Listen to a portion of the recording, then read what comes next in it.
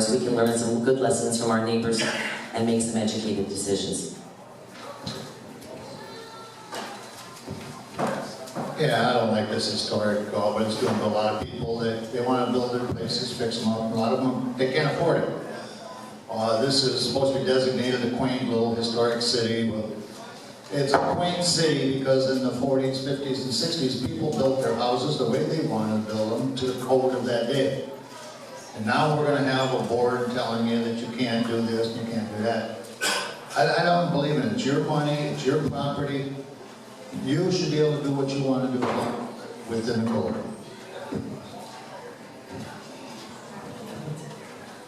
Who's going to the end? Yeah, I think the way we need to look at this is that it's not a black and white issue, and really no issue really is. We can't just lay down the law and say, oh, well, you need 16-inch tiles and you can only get 15. You know, we're making it very hard on our residents to make improvements into our community. And that's the last thing I want to do. But I think what we have to do is kind of observe a customer service approach and realize what the resident is truly asking for. Are they trying to remodel their entire house? Or are they just trying to put in hurricane shutters to make their home more safe? So I think that's what the historic board needs to take a look at. Every individual issue, use some discretion, use some thought. Is this really going to hurt the historic value of the home? In many cases, I doubt it will. In fact, I'm sure it'll improve the property value. Thank you.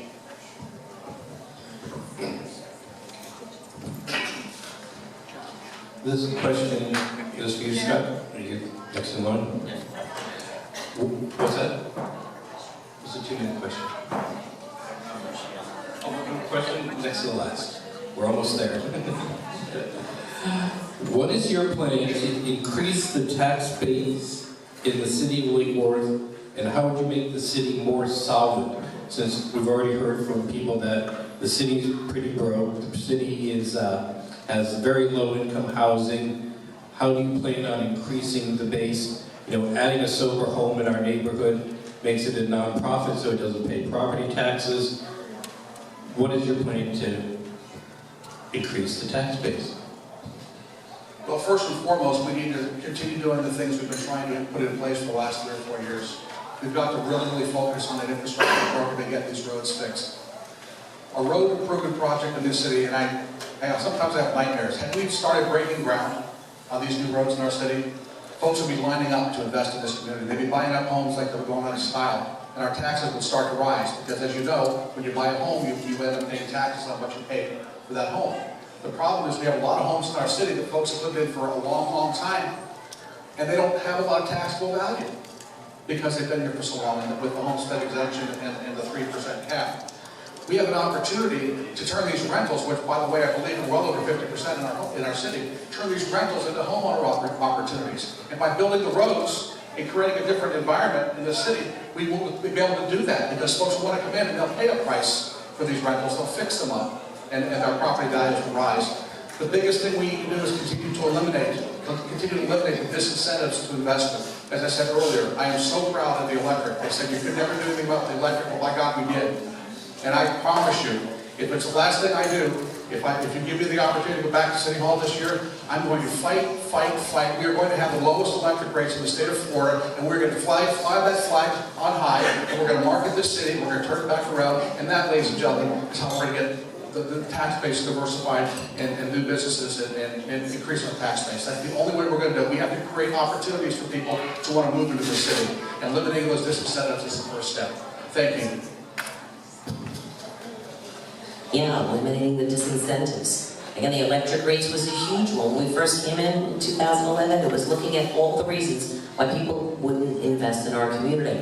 And ironically now, 4 years later, people are annexing in to the city of Lake Worth. We have close to 800 to 1,500 new houses and families investing in our community, new businesses investing. People are choosing Lake Worth first.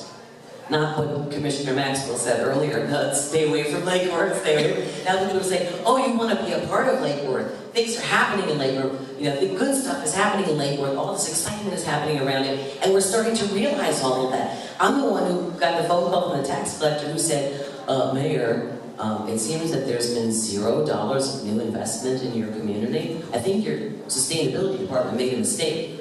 So I was all green and I said, oh, Mr. Waters, I think your department made a mistake. There's been $0 you put in your report. And he said, no, that's right, Mayor. We have over $200 million of new investment. And as for tourism coming into the community too, you're going to see the Gulfstream Hotel, you've got the new Staybridge Inn and Suites, you've got a Holiday Inn Express coming in by 95, you're going to see all new people supporting our businesses. We don't have enough critical mass to support the downtown. We need to bring that tourism in. And you're going to see as our roads are fixed, we've got the plan to fix them. I don't need my opponent to create a plan. The plan already exists because of myself and these two commissioners behind me, and now it's time to fix our roads. Thanks.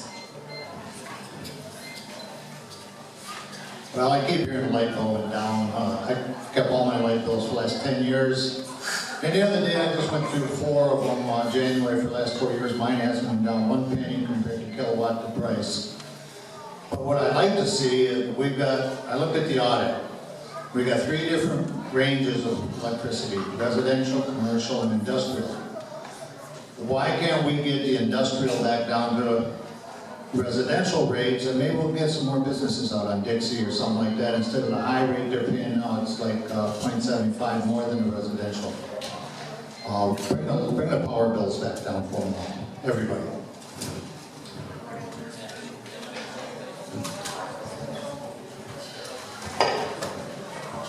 I agree actually with the mayor. I do believe we can annex some areas to build the tax base. There are people that want to make Lake Worth their home. There are young people that want to be part of this charming community, very unique community. I also believe the infrastructure does need to be built. We need to attract these people for safe and easy places to get around and not damage their suspension to the cars. I also think that there's surplus housing out there that we can work with. There are some blighted areas that we can turn into parks. There are certain neighborhoods that are lacking parks, and I'm pretty sure that that will help build the neighborhood and their sense of solidarity and another safe place for them to play. Thank you. Both the mayor and the vice mayor kind of touched on it, but I'm going to tell you, we're already doing it. Look around you. Look at all the new home development that's going up. The new one behind the post office. There's going to be a new one on the big empty dirt lot just north of the Publix. There's La Jolla. La Jolla had the chance, that was a project we did with the city and the CRA. La Jolla had a chance to take it off the tax rolls, and they chose to leave it on the tax rolls. The Goodwill Industry, the new house that they built, they had the chance to take it off the tax rolls. They're a nonprofit. But they kept it on the tax rolls because we went to them and said, we need help with our tax base. Let me give you some numbers. For instance, last year, in the last 4 years, our numbers have gone up double digits. Last year, double digits, but it only gave us an additional $450,000. In a city that's 7 square miles, and the size, 38,000 people, 35,000 on a good day, we would have millions of dollars to fix our infrastructure. So we're moving in the right direction, but we're not there yet. And you heard the vice mayor say, because of our tactical value, we are going in the right direction, but we're not there yet.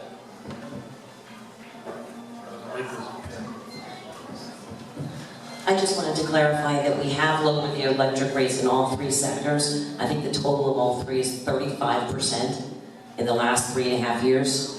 So that's tremendous. Also, we are offering businesses, my opponent had talked about, what are you doing for those businesses?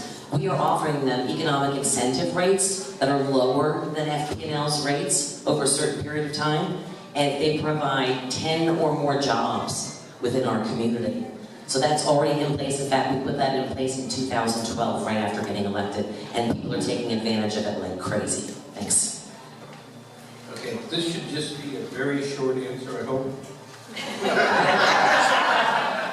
Since 2011, how many Lake Worth municipal elections have you participated in, starting with Pam? All of them.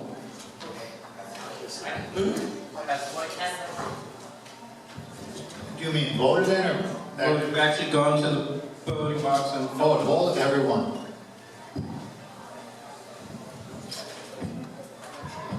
All of them. All of them since I've lived here. All all of them since 2011. And I have voted in every one of them, and I just want to tell you that my opponent who couldn't make it this evening has voted in none of them. Then I have one last question, which always sticks around when people ask. Do you think the CRA should be abolished? We'll start with Pam again, since that was an easy question. Oh, man. Absolutely not. The CRA has done some amazing things in this community, including the $23 million NSP2 grant. Some people don't realize, but the former commission actually had the opportunity to go after that money to help bring in and put those houses and put new houses on the tax rolls in blighted areas. And the city at the time, and that commission at the time, chose not to. The CRA stepped in, and they won that grant, $23 million, and they built over 100 houses here in our community that are all on the tax rolls, and they are owner-occupied. So the CRA on top of that does a lot of great things for the city, and I think that they should continue to have our support and continue to bring in more opportunities for the city of Lake Worth. Yeah, I think the CRA should be a little watched over a little better by the commission, like they were years ago. I don't know why they changed it. They got tired of meetings or something. But everybody keeps talking the grants everybody's getting. It's tax money. It's taxes from some other city, all these grants. It's not free money from anybody. And our tax money is going to some other city, and we're getting green acres. We should come up with a way to try to stop the state from taking our money to divide it up and keep all of our tax money here. That's all.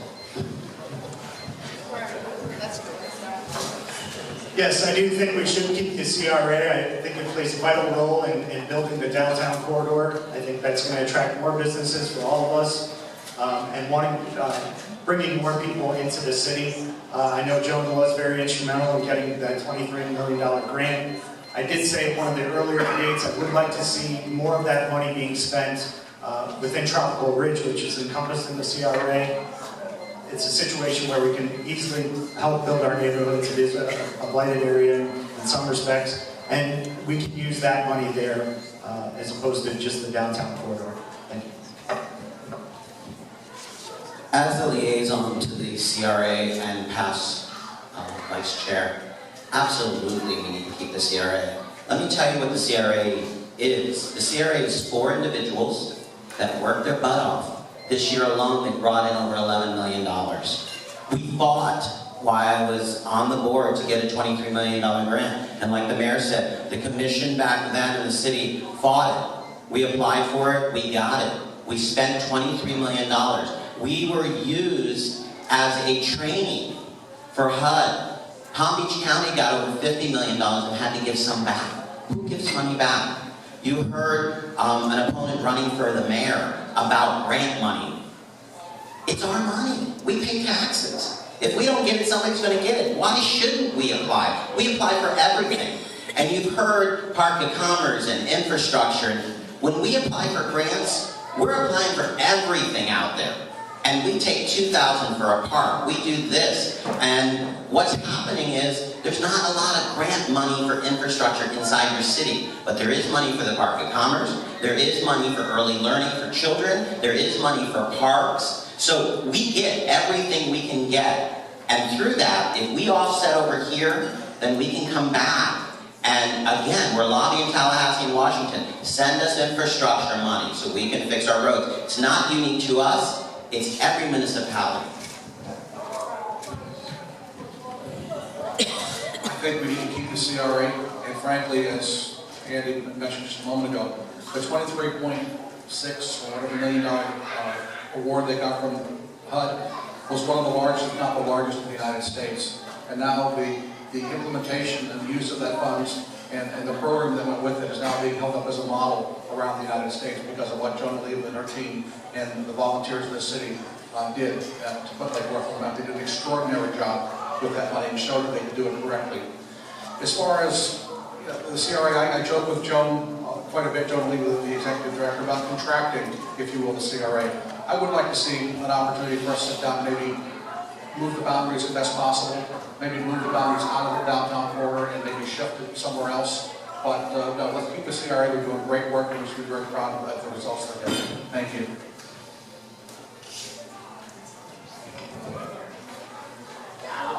the mic down to the end. Okay.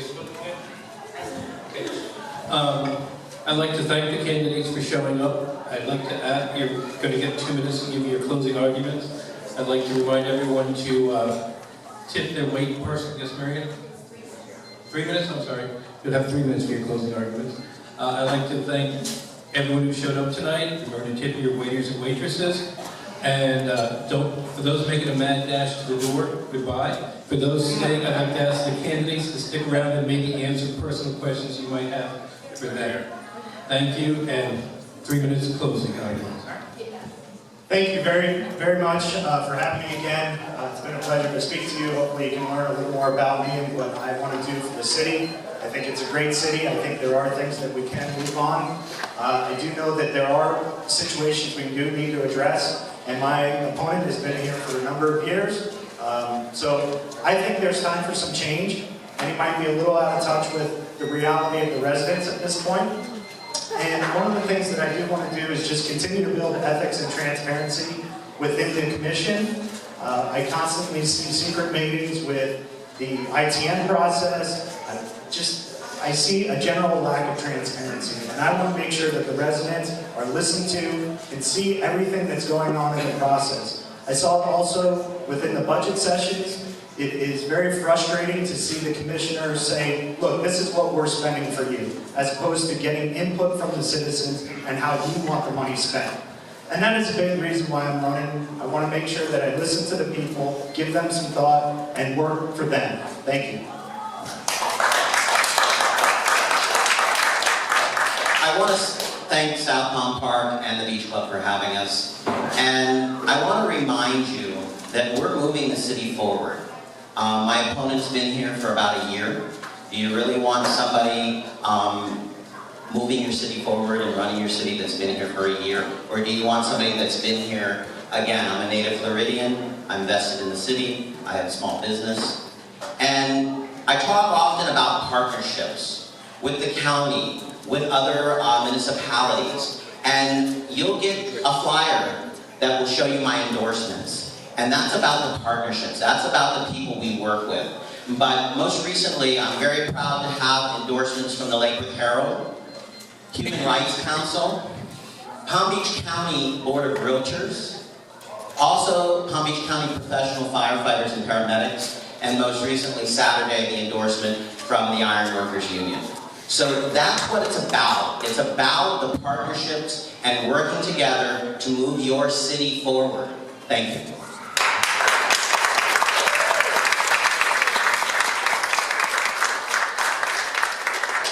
Some of the things that Andy and Hannah tried to bring out this evening.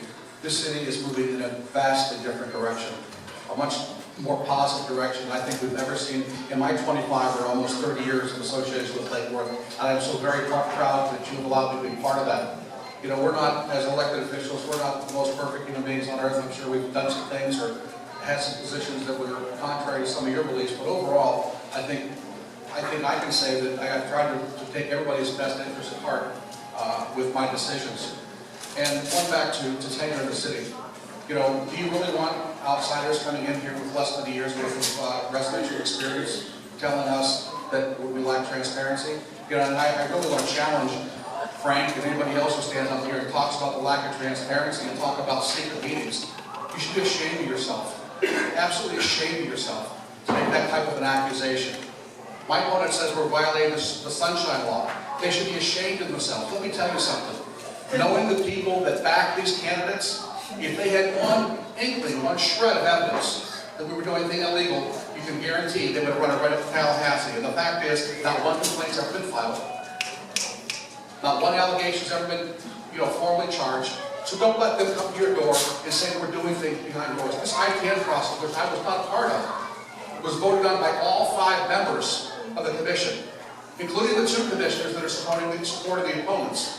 They voted for the ITN process, which is a legal state statutory process that is completely in the sunshine. People are invited to come to these meetings, so don't anybody believe that we're doing anything underhanded or behind closed doors. And if they do, I will tell them they should be ashamed of it. I am so offended by that, absolutely offended by that.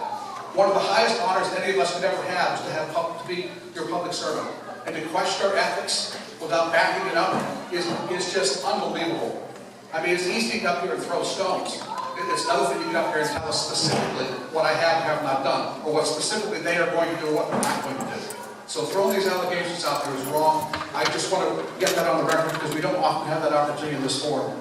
But I will tell you, again, I am so proud and honored to have been serving you and your neighbors for so many years, and I really, really hope that you'll see that we've tried to work in your best interest. We are moving in the right direction, and I thank you all much for your support. And please, on March 15th, please honor me with your vote. Thank you very much.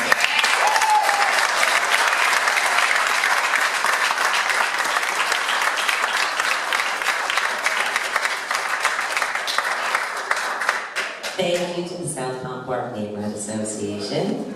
Thank you so much to the Beach Club and all the great food, and for all of you taking time out of your busy schedules to be here and to get informed. That's what's so great about these forums. You get to hear the facts. Unfortunately, at election time, people like to throw a lot of stuff out there and invest a lot of money in door hangers and all kinds of stuff that talk about things like that ITM process. Again, all 5 commissioners voted on a process that was described to us at the same time in front of all of us by the city manager as a private negotiation that gives the ability for private businesses to pitch their ideas in an environment that if they should not be approved or should not follow through, will be able to take it with them to another city or another business project. It's called a confidentiality agreement for the businesses to keep their ideas. And every single one of the commissioners voted, okay, ITN sounds okay. It was brought to us by staff and we said, fine. Now they're using it to say it's secret meeting, which is just ridiculous. Some other incorrect ideas. Our commission worked with the former Planning and Zoning Board and the former Historic Resources Preservation Board and came to consensus on about 98 to 99%. Okay, and we voted to lower the building heights throughout the city. Throughout the city. The Lucerne building, whether you love it or hate it, can't be built today based on the rules that we put in place that are based on compatibility. What you have next to a building and surrounding a building. And that's what it's all about. We lower the building height throughout the city, and we have never voted on any issue concerning the beach other than a report from the ITN that never recommended privatization of the beach. And in fact, we all said enough. And no one wants the beach to be anything but open to the public at all times. It always will be, and it always has been. Don't be fooled by this. Trust someone with experience, with vested interest. My husband and I, my family, you know, I own my home. I'm the only candidate that my name is on my mortgage, is on my deed. My business is downtown. I care about the city. I want to do everything to move us forward. Together, we can do it, guys. Stop the negativity. Lift each other up, and let's be the best Lake Worth we can be.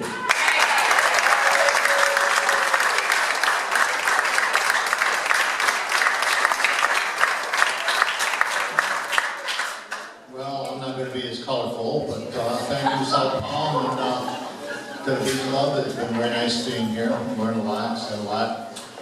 Tonight is getting a drink of water out of the tap. I love that water, and come on the news about Flint, Michigan. And I was wondering how long it's going to be before us or other cities could end up that way. I just hope the people watching our water know what they're doing. Oh, and Mr. Maxwell, I have nobody supporting me, so don't include me in that. There's nobody supporting me. No, I don't.